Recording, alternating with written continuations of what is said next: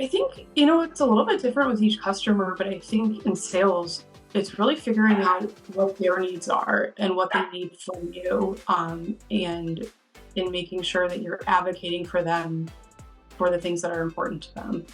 So I think communication is really the key to all of this. You can make up for any type of shortcoming I think you have skill wise if you just communicate well and make sure that people realize you care about the things that are important to them. Are you ready to elevate your leadership skills in the electronics manufacturing industry? Join Sana Vinding on a transformative journey as she unlocks the key to exceptional leadership in this dynamic field. Discover invaluable strategies, emerging trends, and best practices through expert perspectives and insightful interviews. This podcast is your ultimate resource for gaining a competitive edge, staying ahead of the curve, and shaping the future. Tune in now and unlock the secrets to leadership success in the world of electronics manufacturing. Welcome to Mind Innovation Manufacturing Leadership Podcast. I'm your host, Sana Vinding, and thanks for listening in today. I want to introduce today's guest, Mallerie Merchant. She is a dedicated professional with a strong background in business and sales. She is known for driving growth and achieving goals as a leader at RC Merchant. She has skillfully led teams to surpass performance benchmark while building strategic partnership with manufacturers to enhance their business outcomes. So Mallerie, I am so excited that you're here today because we've known you for a lot of years and I've been following you, and it's such amazing to see how your growth as a leader, as a person, and within the company. I'm just blown away. Thank you so much for having me, Santa. I'm really excited to be here. Love your podcast, and I'm excited to be a part of it. Yeah, so let's dive into it, right? Absolutely. First one, and this is my favorite question. It's always like, what drives your passion for the electronics industry? Yeah, that's a good question. This is such an exciting time to be in the electronics industry. I think all of the industries of the customers we work with are going through this huge electronic revolution right now. And as they evolve, we get to be a part of this really exciting, drastic change and kind of help drive this evolution. Yeah, We're obviously a manufacturer's rep firm headquartered in Detroit, and we've seen a huge shift in technology of vehicles over the last 10 years. And that's been really fun to watch and to be a part of. We went from having vehicles be largely a mechanical design, and now the technology, can have up to 100 ECUs, and it's so so technologically advanced and just changing so quickly. yeah, That's one of the things I really love about the job is you're just constantly seeing the cutting edge technology and getting to be a part of so many different types of applications. yeah. We also, yeah, we also have some like healthcare customers in our territory, which are really interesting. We've gotten to be a part of applications that do robotic surgeries and save lives. And I mean, the products we're working with are just really affecting people's real lives on a day to day basis. Yeah, yeah. So you're touching a lot of the end product, but also, you see you and me, right? Or actually there's an impact of what you're working on. That's exciting. Absolutely. Yeah. Yeah, and we're What? seeing the change before our Yeah, eyes and getting to be a part of so many different types of industries and applications and designs. yeah. How long is a design cycle typically? Really depends on the industry. For something like automotive, it can be at least 3 years. So you really get to know the product that your customer is working on, and you get to feel like you're a part of it. It's fun to watch the new products come to market and know that you are a part of making that happen.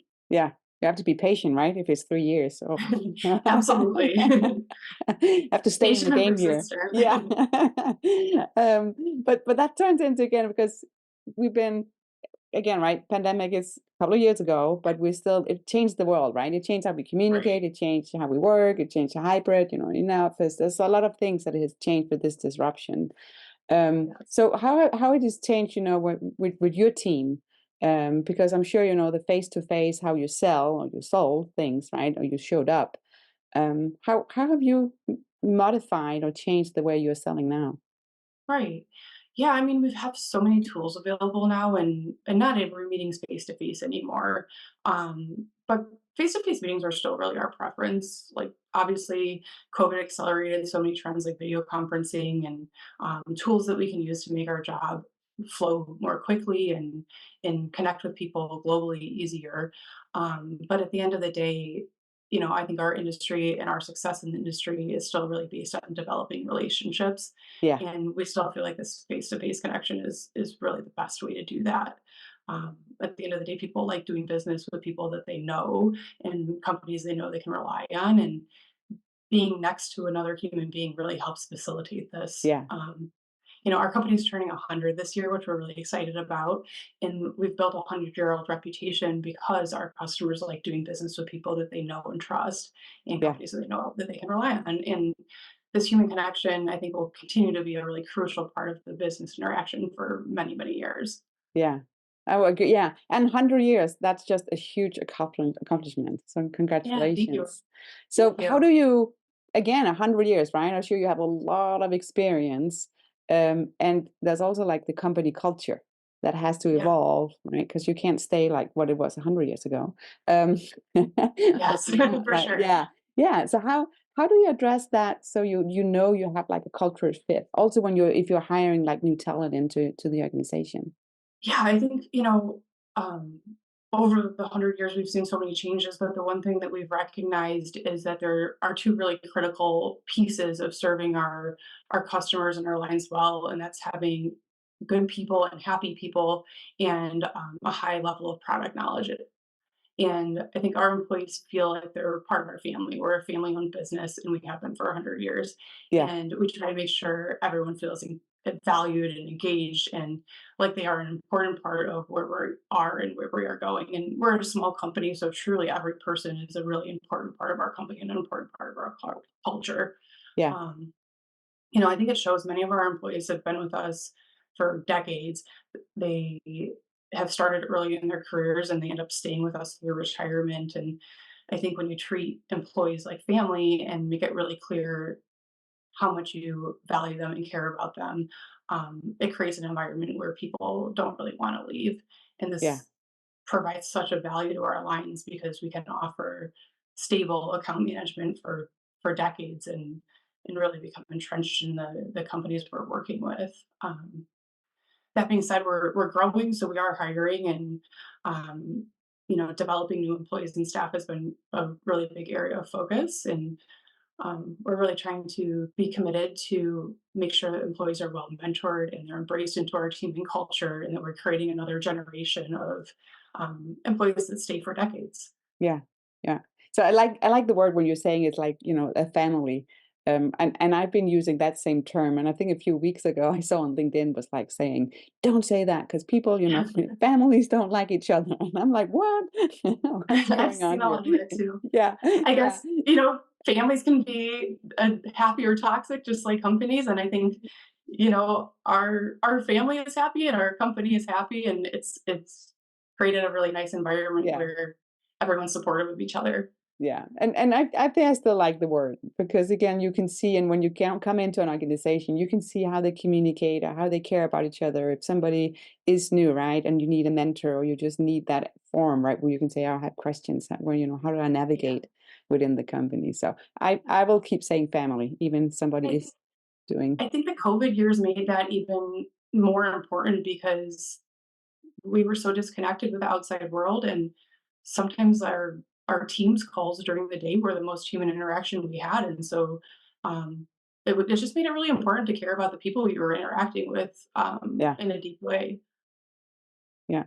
How do you then? I like that you're saying you're mentoring, if you have new people coming in or joining your team, how do you motivate them or stay or keep them updated of what's happening within the industry? Yeah, so restaffing and training has been a really big area of focus for us over the last 5 or so years. And I think this is a main area of focus for most companies in our industry, whether they're large or small or whatever role they play. And we've spent a lot of time planning and strategically thinking about the turnover of employees as people start to make retirement plans. And we've come up with a program where we bring in the next generation of our team at least Yeah. a year before an retiring employee retires. And so this has created a really nice dynamic where for the first year of work, that employee has a dedicated mentor who's either there for them to shadow or as the relationship progresses, is there for them to um, use as an advisor. And we've invested a lot in this because we feel like that stability is just like incredibly important for our customers and the lines we represent. And we want to make sure that when we bring new employees in, they're embraced into this culture and that they're strongly mentored and that they're set up to succeed. Um, so we're really excited about this. It's really allowing us to make more seamless transitions and be very strategic in the way we hire and Yeah. mentor.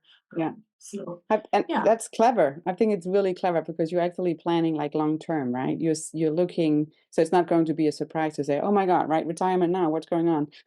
right. And then it's Yeah, I just think up in the air. it's really important though because the sales team are the first line of people representing our company and also the companies of the manufacturers we represent. So, they're a huge asset to the organization and, organizations we represent. And Yeah. just think it's really important to make sure that we invest into them and set them up so that they're going to be successful. Yeah.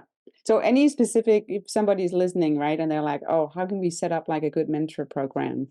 Any learnings for in the journey that you had here that you can share and saying, "Do this, right? Don't do this."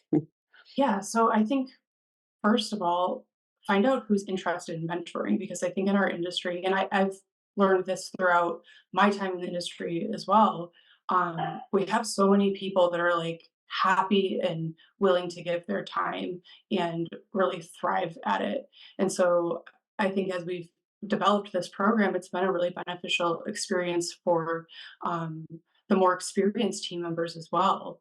And in some ways it's they've learned new skills from working with recent college graduates as well too. Yeah. um, but find people who are passionate about passing on the knowledge that they've learned over decades in the industry and let them tell you what they can contribute to the program. Yeah. Yeah, and I think with mentorship, right, it's both ways, as you just said as well. You learn both ways. Absolutely. Maybe you set it up and in the beginning you're just saying, "Oh, it's just a one way," but it's actually a two-way mentoring. Um, Absolutely. Questions yeah, are thought provoking, right? If you have somebody asking you why things work well, it yeah, gives you an opportunity to examine what you're doing. And I think that's a really beneficial experience for all of us. yeah, agree. How do you learn? I'm curious to hear that. Well, I've been really lucky. I've been in the industry for about 10 years, but I've had wonderful mentors along the way. And I think the thing I've found most valuable is just asking a ton of questions and trying to absorb as much knowledge as possible. Um, I have multiple people in our organization that I still call for advice, and it's been so critical to helping me be successful in my role. Yeah. So what if we go, because I think the whole keep learning is like to my heart, right? So close. It's so important that you keep learning. Right. What are some of the skill set? Because I think for me, it's like, okay, what's my next skill I want to learn? I'm always looking ahead and saying, okay, this is what I want to learn now. Um, what's on your plate or your roadmap of skill set? Yeah, I think, leadership skills are certainly a huge area of focus for me right now. I've taken on for a lot of responsibility in the last couple of years in our organization, and um, I'm still learning as I go. But so far, I've had great resources for help, and our industry I think is really special in the fact that people are really willing to come together and and help each other and certainly help younger generations in our industry for the success of us all. Yeah, yeah. So how again, I'm just how here, no. But when you look at the industry, I think of it, and we talked about it in the beginning, right? It has evolved so much, especially in the Absolutely. automotive industry and stuff like that. So how do you make sure that you have the relationship with your customers, that you are staying close to them? What kind of steps do you do? Yeah. I think, it's a little bit different with each customer, but I think in sales, it's really figuring out what their needs are and what they need from you. And in making sure that you're advocating for them for the things that are important to them. So I think communication is really the key to all of this. You can make up for any type of shortcoming I think you have skill wise if you just communicate well, and make sure that people realize you care about the things that are important to them. We've seen this over the last couple of years with things like supply chain shortages, and there's been so many disruptions, and it's been like an incredibly stressful time for some people in our industry. And I think that Yeah. if you can show up for people when they're really having a hard day, um, they're going to see you as a trusted partner, and it will create opportunities for you on other days. Yeah. And have you then what kind of step have you changed? Has it been on the digitalization, right, with software, or is it how you approach customer? What kind of things have you, when you look back now and Yeah, saying this is how yeah, we've changed? absolutely. And there was a gradual change, but then COVID really pushed us into a very quick change, right? Yeah. We had to very quickly adapt to using completely new tools, and I feel like at the beginning of those COVID years, a lot of my job was researching technology and figuring out what tools we needed to provide to the sales team to enable them to be successful in their roles. Um, and so that was a bit of a learning curve, but it's also a situation where each person on our team got to really share skills where they excelled. And we kind of learned how to do our jobs all over again in a different way, through the strengths of each other, which Yeah. was really cool. And I think, I taught everyone to be really adaptable. And now we're sort of coming out of that time, with a whole additional skill set and a level of adaptability that I think is really beneficial, even now, right? Yeah. It is. Yeah, no, it is. I think it's fun because EDS, right? It's coming later this year. Right, And now that it's changing to another location, everybody's like, "Ah!" And I'm like, it's changed, right? Now we've been right, in right. the same spot for so many Yeah, years. So absolutely. We have to get used to it. We should be by now, right? yeah, yeah. So I think it's just funny to see how everybody, not everybody, but you don't like too much change, right? And then Yeah, this one is like the whole conference, and what are we doing now? But I'm pretty sure right. we'll figure it out, and we'll be there, and everything will be good. Yes, absolutely. And sometimes a little bit of change can be healthy. It, pushes us to re-examine the things we're doing. So, Yeah, right. Yeah, that's how it is. So if somebody new is starting in the industry, right? Because I know if you look out, right? If I know if I'm going to ECIA or going to EIA or EDS, right? It's like there's a certain age group, that is in this industry. Um, right.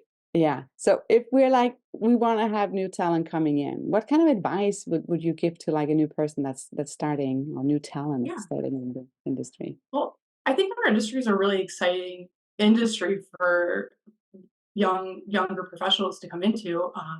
There's a ton of technology. It's really cutting edge, and it's growing, and it's going to continue to grow. There obviously are a lot of moving parts in our industry, and it's a technical, type of environment. So there can be a little bit of a learning curve. And so, I would advise people to just be patient and to ask as many questions as possible, read as much as possible, and connect with people that you find inspiring, and um, that you want to learn from, because people are really generous with their time, and you just kind of have to allow yourself the time to learn and become proficient, and be patient with yourself until you're at that point. Yeah, yeah, it is, right? What I would love to see is also that you invite like more from the different organizations, right? That it's bigger groups coming, so it's not always the same people that would be there. Yes, But absolutely. I'm sure it depends on what we are offering, and there's always a budget you have to look at. So I get Yeah. it, And but it would open up. that's something we're trying to do in our organization this year for the ERA conference. We're actually bringing the newest members of our staff instead of the most senior. So I think any of those organizations where you have the opportunity to network and learn from people more experienced than you, it's just like a really great opportunity for new entrants into our Yeah. companies. Yeah, that's good. So I love ERA. It's my third year going, and Yeah, I'm too. like excited to go there. I think there's so many nuggets, right? Because you go to all the different sessions. So I'm looking forward to this year. Yeah, every year I walk away with, a handful of topics that I just want to research and learn more about. So it's a Yeah. really great eye-opening experience. Yeah. And I think it's good because again, if you go to one of the sessions, now you have a person you can go back and ask later, right? Again, back to the Absolutely. networking, how to learn, how to reach out.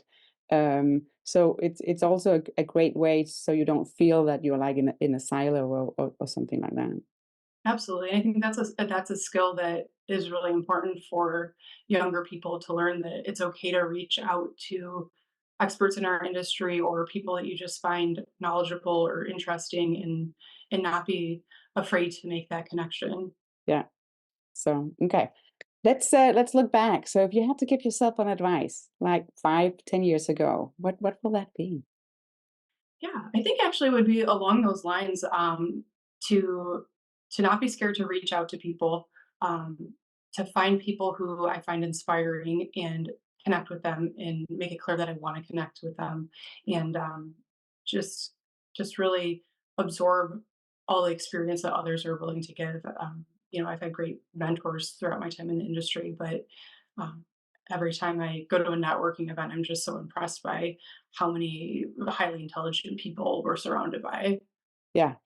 No, I like that. So how, okay, if I can ask, when was the last time, and I don't know if you ask and saying, do you want to be my mentor, or you just start having, you build that relationship. But when did you add a new mentor to your little personal team?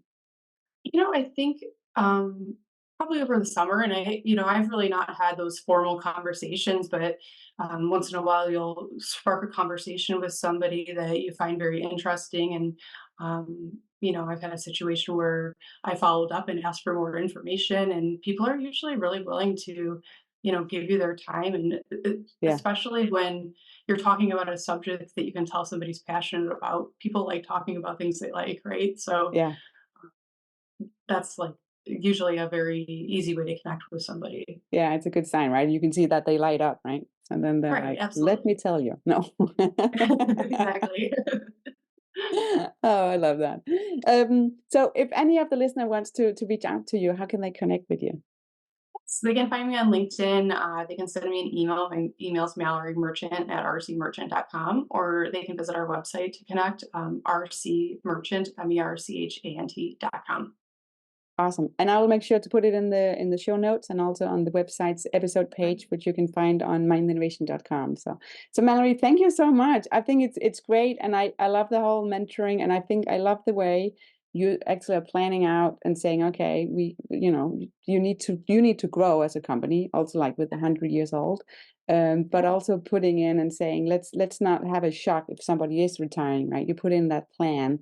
I'm really impressed with that. Thank you. Yeah, we're really excited for the upcoming years, and just want to continue to move forward with the same kind of success we've had in the past. Thank Thank you for you. having me. Yeah, you're welcome.